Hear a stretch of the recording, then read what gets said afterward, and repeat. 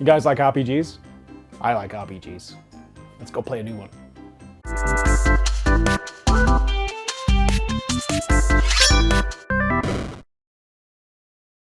Ladies and gentlemen, welcome to King's Bounty 2. My name is Preach, and we're going to be taking a look at this today. Some of you will probably remember the name King's Bounty, if you're a little of an older gamer. 1990 is when King's Bounty 1 came out, all the way back in the day on the Mega Drive. That's when I first played it. It actually introduced me to the idea of open-world RPGs. Now, since then, there have been many games made by the same creator. However, he drifted off into making the Heroes of Might and Magic series, so you'll notice a lot of similarities to this, even if you've never heard of King's Bounty before. So I was pretty excited to jump back into this. They've even sponsored a video, not this video, that's going out this week in order to give us Twitch access. So we got to play this for a good amount of time before the game is going on release today, as I'm recording this. So it'll give you a good idea of what to expect with the game. What is it? Let me set the scene for you, as I always like to do. We are in the land of Nostria, and we are going to be choosing one of three characters. We have Ava, who is our warrior-type, mercenary leader, military general-type captain. We have Catherine, who is a mage-type with an arrogance to her. And we also have Elise, I believe. Elise. Who is a paladin type, who comes with some healing spells and is kind of average across the board. So that's three main characters you're going to get to play, and they all have their own individual storylines. However, the main gameplay will follow alongside that. So we have been released from prison. We're going to be playing at Avar in this. We've been released from prison by the Order of the Prince. And the Prince needs us. He needs our military prowess because a plague is washing over the lands. So he released us from prison, gives us an army, gives us a horse, and sets us on our merry way in order to free the land of the horrors and things that are going on. So that's the basic setting that you need to know. A good, solid RPG fantasy setting. Nothing too unusual there. Let's jump into the game then, shall we? So, welcome to Nostria. Relatively pretty. I like the setting. I like these weird and fantastical things. You can see some sort of magical towers off in the distance. There's a mountain round here that is currently being shattered by magic. So I can call my horsey so we can have a little ride around here so you can take a look at it. It might look very similar. I think this is probably the first talking point I want to make. Very similar to most RPGs like Witcher 3. And in fact, that voice actor probably sounds remarkably familiar, as it is the same person who voiced the Geralt of Rivia. Yes, it is. Now, the voice acting is, unfortunately, despite the caliber of some of the voice actors, really quite poor. I don't know what happened, but it is going to be... We're going to look at voice acting a little bit more later when we go into a city. Yet, shockingly, it's not good. It's not good at all. It feels very one-take-ish, like they had limited time with some of the voice actors or something along those lines. I can't put my finger on it. What I can tell you is browsing through is 1C Entertainment, who makes this, are a Czech developer, and the Russian voice acting, actually, is apparently very good. So if you don't mind that, if you're used to playing something like Metro, the Metro franchise, or Chernobylite, which we covered last week, then you're probably not going to have much of an issue if you don't mind having some Russian voice acting that sounds a bit better and reading the subtitles. That's going to be down to you. Graphically, not the best. It looks kind of old school, but that is what it is aiming for. It's absolutely aiming for that old school style, and it's purely by intention. Although, and again, I want to get these kind of negatives out of the way because we're going to see it a lot, but I think it was kind of a misstep, if I'm being honest with you, because I think they did themselves a slight disservice. When I show people, anybody, a picture of a game that looks like this, there are certain tick boxes that go off in people's minds, such as, well, we can explore this castle. We can probably go into various rooms in the cities and see what's going on there. We're going up to a village here. I imagine there's all sorts of things I could do. Perhaps trolls live under this bridge. Those kinds of things. Not really. In fact, what we're really doing here is this is one of the classic strategy game top-down maps. It's just that we're taking the control of a unit on the field. So think about something like Warcraft 3 or even Heroes of Might and Magic. Put yourself in the shoes of someone wandering around that map. You can actually see the lanes that are very specifically designed for you to travel on. So you can't go wandering across the fields. You know, there's a slight bit of field you can go across here, but ride across the prairie? No, you're really going to be sticking to the roads. What you need to be thinking about with this is that you are in this... It's your typical top-down map you would expect from any sort of strategy game. It's just giving you control of a character within it. And then they've populated that to give it more of an immersive feel, to let you do a little bit of exploration. And I mean a little bit, in order to be a bit more up-to-date with modern RPGs. But it is absolutely, and this is the important thing, not the main focus of this game. The main focus of the game is on the combat, so I should show you that early on so you understand exactly what I'm talking about. So I found a little fight down here that we can go and do along our way.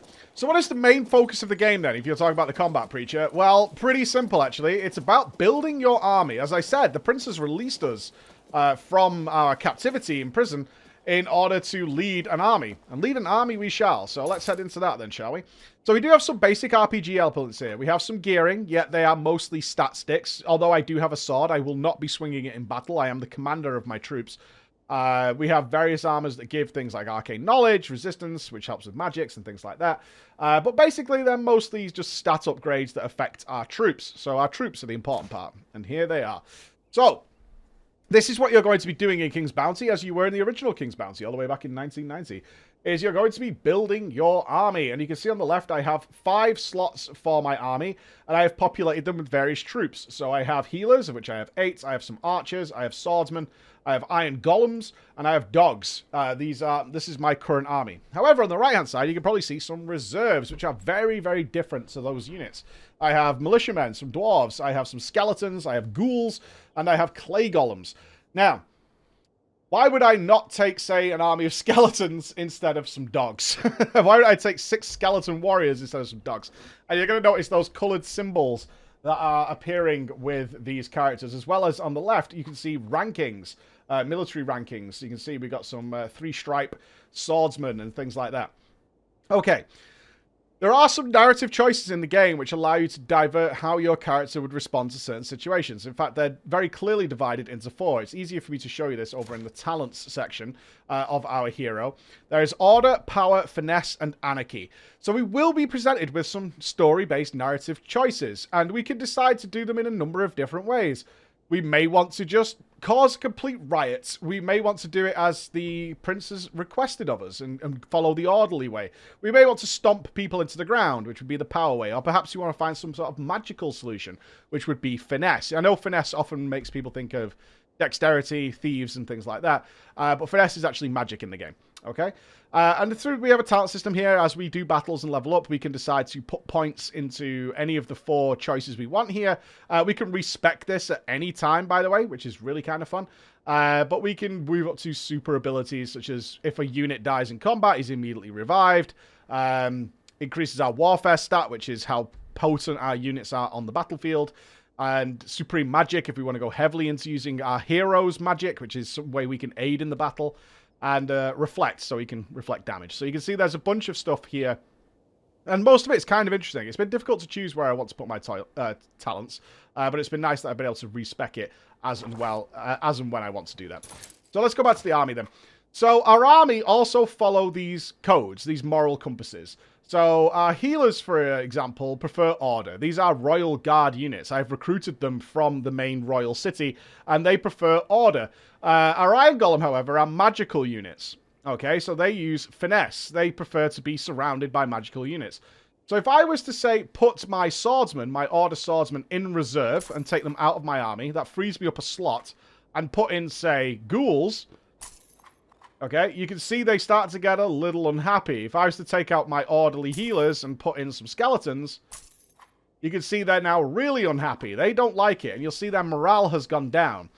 So they have a -2 morale when they're in the same fighting force as order units. They don't want to be with order units. They like chaos. They like abject chaos. They are anarchists. They like to do nasty, horrible things. They're undead, after all. And this actually has dire consequences. As you can see at the bottom in red there, it says -2 when following units are present. And above that, you'll see a -2. A unit has a 20% chance to skip a turn. Anybody who's ever played any turn-based combat will be fully aware of how bad it is if your units decide not to even take part on a certain round. It's really quite bad.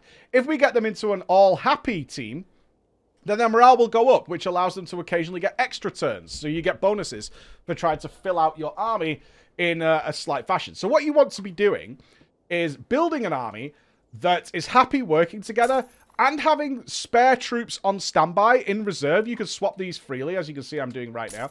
So if I take those units out and bring in my order units, I'll bring in my healers as well.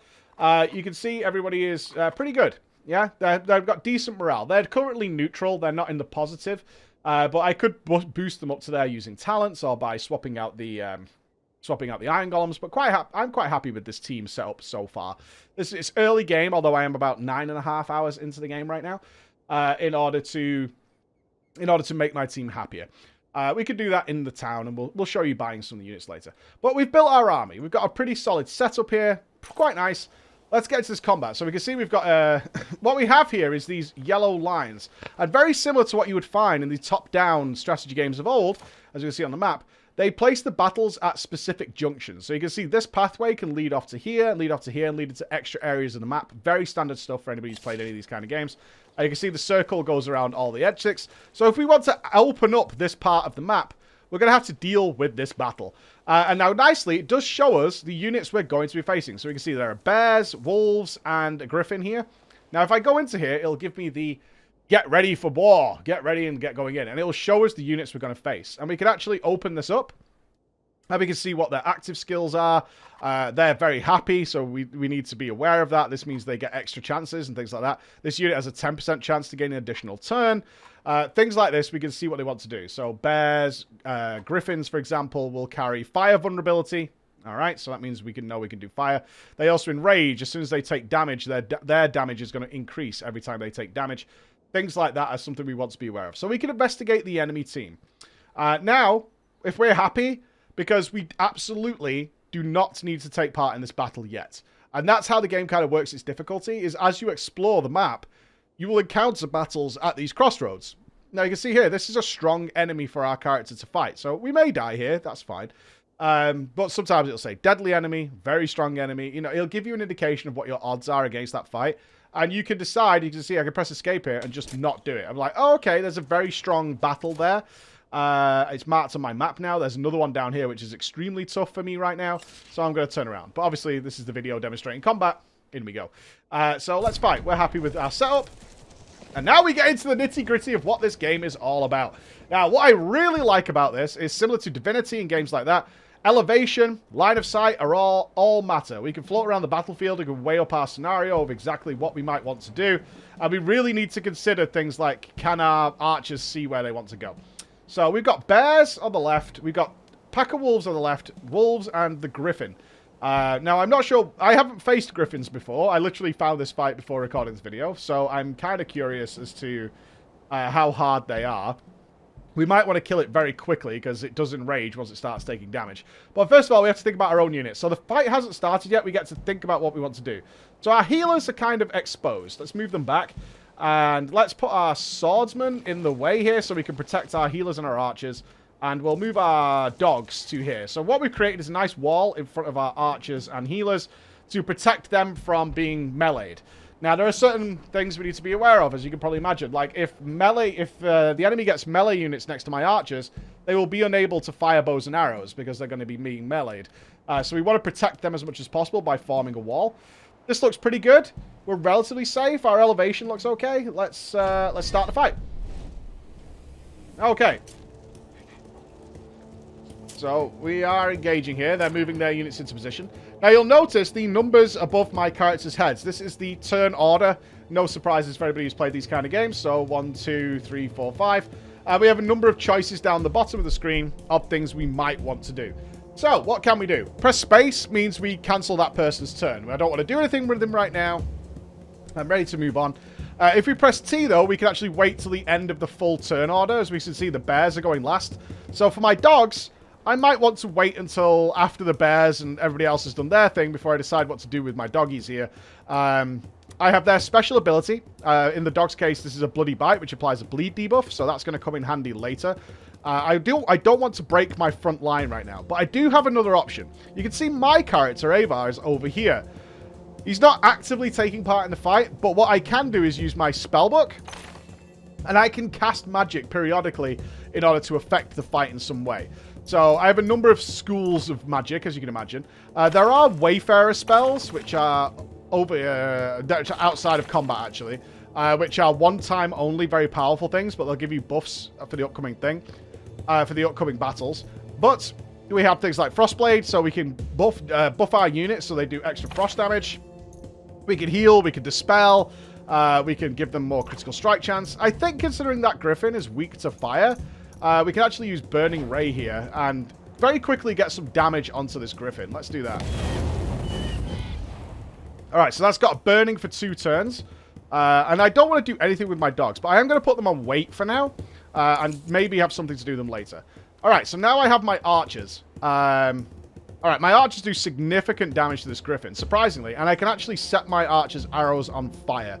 Now, I only get to do this once, so I'm not going to do that. The Griffin's already on fire, and you can see the health bar there. The red is guaranteed damage. That will kill it. That's the amount of health that would definitely disappear, but that flashing red part, that's going to depend on my damage rolls. It may kill it, it may not, depends on how my archers roll. I currently have quite a lot of archers, so I'm going to hope and pray the damage rolls are good, and we kill the Griffin. We did not. But the burning, maybe? Okay. Oh, we had terrible damage rolls there. That's unfortunate. I can now choose to move my archers as well if I want to. I don't, so I'm going to skip with spacebar. Now my healers can take part. Nobody needs healing right now, but I can still use my healers offensively, which I am going to do to take out the wolves. I'd rather deal with the bears last, and my iron golems are very tanky, so if the bears come this way, I'm hoping my iron golems will tank that. I'm also debating whether or not I want to actually kill this Griffin off and not give it another turn, although it feels like a waste of damage. Now, you can see on the health bar of the wolves there where it's flashing. We've already explained the red and the flashing red, but you can see it's broken into notches. That is the amount of units. So each notch will kill off a unit. So this has the chance to kill 1 unit. I don't think it quite kills 2, but it very overkills the Griffin. This is fine. I'm going to kill the Griffin. Let's get the unit off the field. Okay, I don't want to move my healers, so I'm going to leave them there. My swordsmen. Do I want to break the lines right now? I actually don't mind doing that. So I'm going to buff them with haste. Can they reach the... They can reach the wolves. So I'm going to send my swordsmen over to the wolves. I'm quite safe on this side. My iron golems are going to intercept the bears. Bears are also very big, so they're not going to have a good chance of making it all the way. I can actually see their planned path. They can only move three tiles. So I could wait on that. What should I do with my iron golems? They also can't move very far. So I'm going to move them to here, just to maybe intercept the bears if they're coming in. I'm going to leave them there. Okay, here come the bears. That's what I wanted. I wanted my iron golems to intercept those bears, because the iron golems, like I said, are quite tanky. Even against 3 bears, which do a significant amount of damage. My dog's going in. So I can see on my... If you look over at my dogs, if I attack the bears right now, I'm going to lose a minimum of 2 dogs, which is not great. Over here, I'll lose maybe 1 dog. So, and I'm going to make them bleed. So I'm going to choose my Bloody Bite ability and send the dogs in. And I'll have the archers finish off the rest of these dogs. But we'll put the bleed effect on them. There we go. They're bleeding now. So that helps us. We didn't lose any dogs. All right, you might be asking yourself then, Mike, why are you so concerned with unit loss? Well, it actually really, really matters in more ways than you can possibly imagine. You'll also notice this red square. If I want to move my dogs right now, that red square means that the wolf that's waiting for me will actually hit me if I try and move away from it. I'm actually just going to kill the wolf. The longer you keep your units alive, it's not just a case of gold to replace them, but we are going to talk about that. They do rank up. You saw that military banding going up as we played. I'm going to move my wolves back, my dogs back, because they've dealt with that situation. We really want to keep them alive. Now, at the end of this round, what you'll see is that... let's use the burning arrows on the bears. That makes sense to me. What you'll see is if we kept at least 1 unit of each troop type alive, we'll be able to replenish that unit back up to the amount we had before we got into battle. And they will have that experience to make them stronger in the next battle. Once your units get down to 1, it's really quite important that we keep them alive. And it can get very bad. If you lose that unit completely, if they're eradicated off the map and the little tombstone comes up, then that's really bad, because it does mean that we have to visit a military outpost or find somebody who can actually train a brand new troop for us. It's going to be very expensive, and those units typically are going to start at low ranking, so they're not going to be very good units either. So you do really care about keeping the units alive. Let's use some power attacks here. Like I said, these bears are very strong, but we have kind of got him surrounded, so hopefully we can bring him down. Skip that. He's on fire. Did that kill him? No, not quite. Hopefully this will finish him off. He has to charge into my iron golems. I lost an iron golem, which makes me really sad. I don't want to send my dogs in. I'll use the archers. Alright, so I lost a couple of units there, but I didn't lose the entirety of any troop, which is great. So now we get that. We got level up, we got good experience, and we got some gold as well. So you can see at the bottom left here, hold to heal all.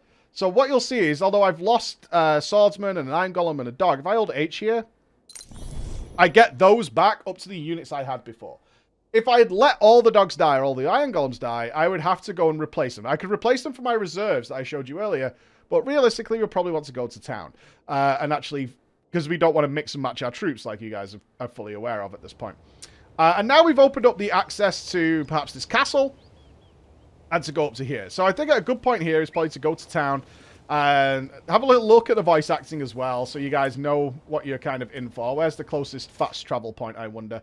There's a chest nearby. Excellent. Okay, that's something I can get after I've finished here with you. Now, loot. As I've already explained to you, I should explain the loot before we leave this area.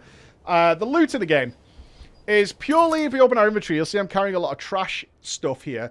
The loot is just to get gold. There's no interesting loot in the game, which I think is another real misstep, is what you end up doing, and there's a very real possibility of this, is you end up running into every nook and crevice just to see if there's some yellow shining thing to get some extra rewards. Now again, if this was top down, like the original design of these games, really, that wouldn't be too much of a big deal, because you'd be picking it up as when you go around. But given the 3D nature, let's see what's down here actually, real quick.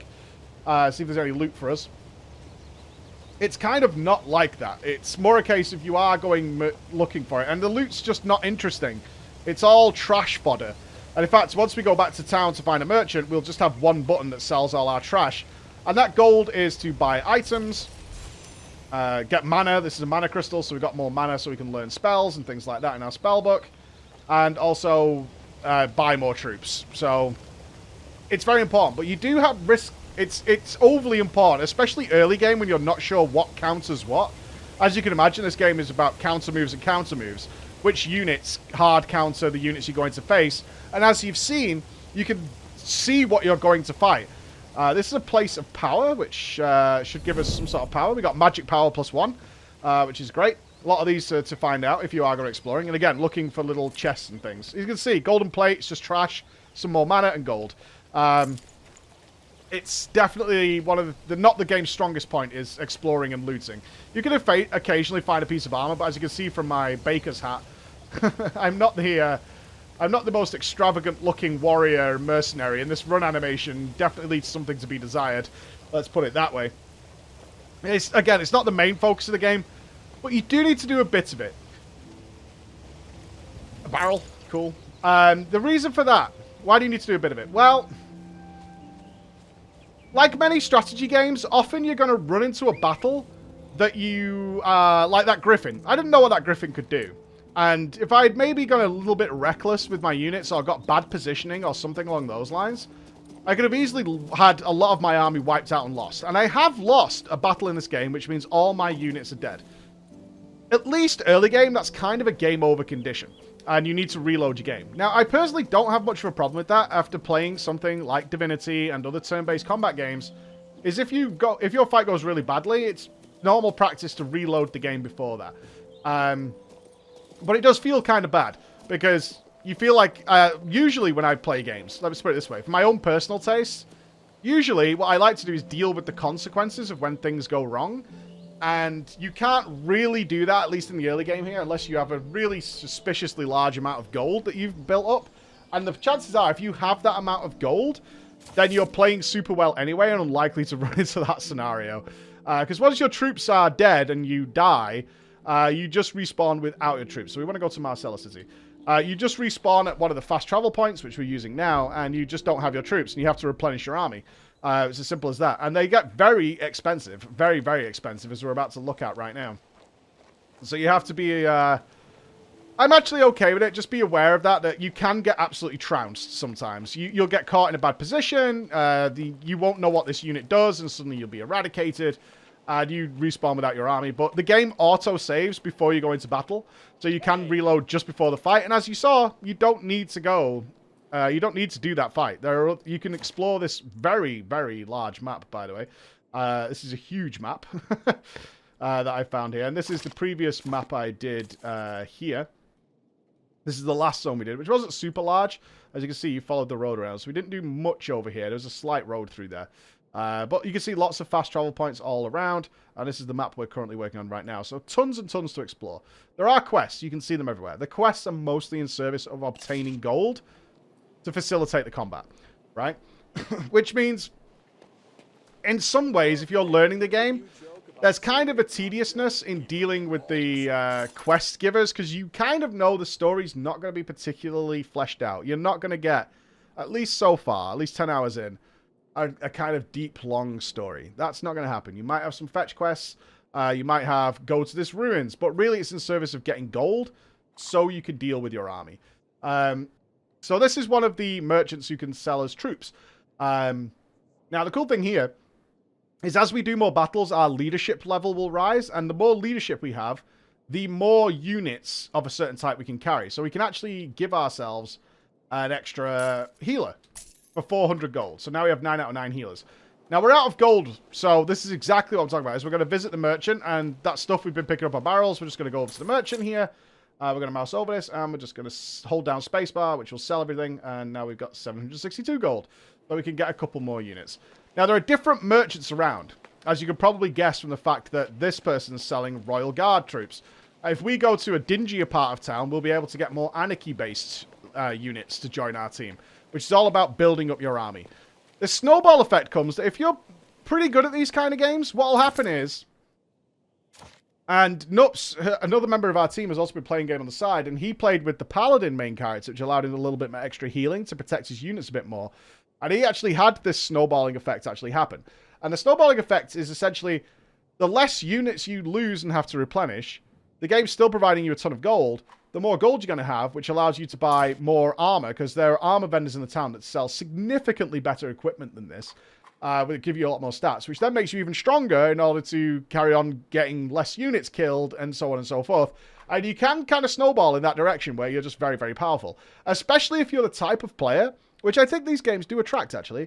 I felt it myself. In a type of player who likes to feel a fight out and then redo it to know what's going to happen and get the best possible outcome for yourself. You're going to find yourself getting pretty strong and pretty powerful. Now, some players dislike that. Like, personally, I prefer to go in blind and deal with the consequences as they play out, whereas other players like to get the best outcome they can possibly have. If you go in my way, and I've had to learn this the hard way, if you go in my way, sometimes your troops are going to die. That's just the nature of the beast. Sometimes you're going to make mistakes, you're going to reposition wrong, you're going to think what's going to happen isn't what's going to happen, and they're going to come the other way. You're going to lose a lot of troops, which means you do have a lot of searching and foraging you have to get gold, because you need an army, otherwise the game doesn't work, right? You need an army. And if you end up in that scenario, it can get a little tedious because the quests aren't too involved and there's usually a lot of chit-chatting. So over here, we can actually get some more odd units. Now, I'm kind of contemplating benching my iron golems and then maybe bringing in, say, some spearmen who have different stats as well to go along with it. But I do like the tankiness of my iron golems, so for now, I'll keep them. And if I go to a dingier part of town, like I said earlier, we can, in fact, find some different styles of units yet again that we might want to put in. Let's go and take a look at some voice acting, shall we? While we're over here. So let's go down to here and talk to some of the guys, because it would only be right that I show you this, although I know you're going to go, ugh, yeah, it's kind of a letdown a little bit, especially considering we know the voice actors involved with the game are very good. It just feels like maybe they just didn't have enough time.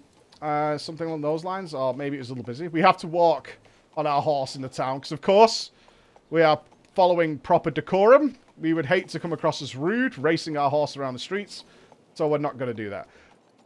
But before we see this voice acting, and you see a little bit of lip syncing, understand, the main crux of this game is the combat. It's engaging. It's not as deep as you'll have seen in other games. It's actually quite easy to pick up. It's very basic. Fire vulnerabilities. They take less damage from ranged attacks. These guys enrage. Which guys are good against that? Some guys are tankier. Some guys need more protection. That kind of thing. It's very simple to pick up, but it's still engaging because you've got that environmental aspect to the whole game, where you have to be aware, especially on certain maps and certain more boss-like battles. You have to be very aware of the different geography that's going on and the line of sight issues. I did some maps with very peculiarly placed ledges and crevices. It was an ambush, essentially, where getting my archers in position totally meant they got wiped out because I didn't know what was happening. So I had to fully replace them. So we'll head out to this garrison building down here. I think the world is kind of pretty. It definitely looks aged. It looks like something from maybe 2011, 2012. But I think for the retro gamers, this is appealing to, which is what it is doing. This is a game that is designed for those kind of gamers. I think this is more than fine. Won't appeal to anybody who's looking for a more current and more modernized RPG, but that's not how this plays. So even if you didn't, even if you wanted that, that's not what you're going to get from here anyway. We're going to talk to him. There's somebody in here who wants to talk to me. I know it. I think it's Mark hiding up here. Here is the lead. Here we go. I assume you're the one they call Bludgeon. You know me, eh? Well, I know you too. 6 months ago, you were the talk of Marcella. What are you doing here? It's about the Mage Factory refugees. You promised them help, did you not? Out of respect for the inmates of Crucis's celebrated prison. I'll tell you what the matter is with those refugees. I've known Goof and his gang for a long time. He asked my assistance, and we made a deal. I help you, you help me. But Goof hasn't held up his end of the bargain. Therefore, I owe him nothing. What did Goof promise you? What did Goof promise you? Currently in the possession. Yeah, it's not the best. So let's skip that. I do think it's a little unfortunate is nearly every quest I've done so far has really been in service of getting gold besides the main story quest to flesh out your army. Not that there's a big deal with that, but there's a lot of quests, as you can see, and I've done quite a lot of them. So they generally have a lot of dialogue, which isn't particularly done well, and I would probably prefer to read myself, actually, and I probably will end up changing the language, so I'm more focused on the subtitles,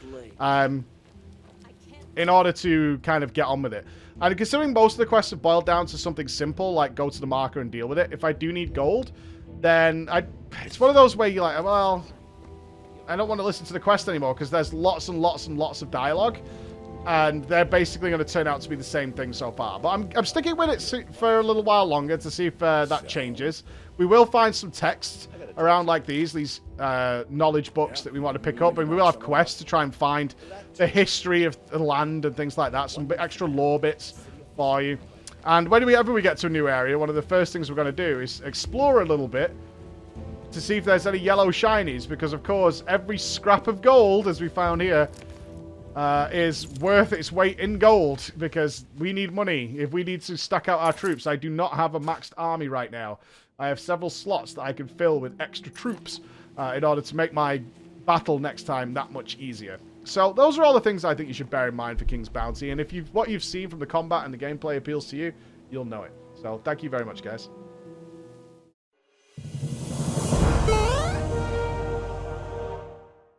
So there you have it, King's Bounty 2. Not going to be for everybody. It's got that old school retro vibe for the people who like that slower paced, pick it up as you go, and that combat style is always something to dig your teeth into. Some people like it, some people don't, but I'll leave that for you to decide. Thank you so much for watching, and I'll see you again. Bye, guys.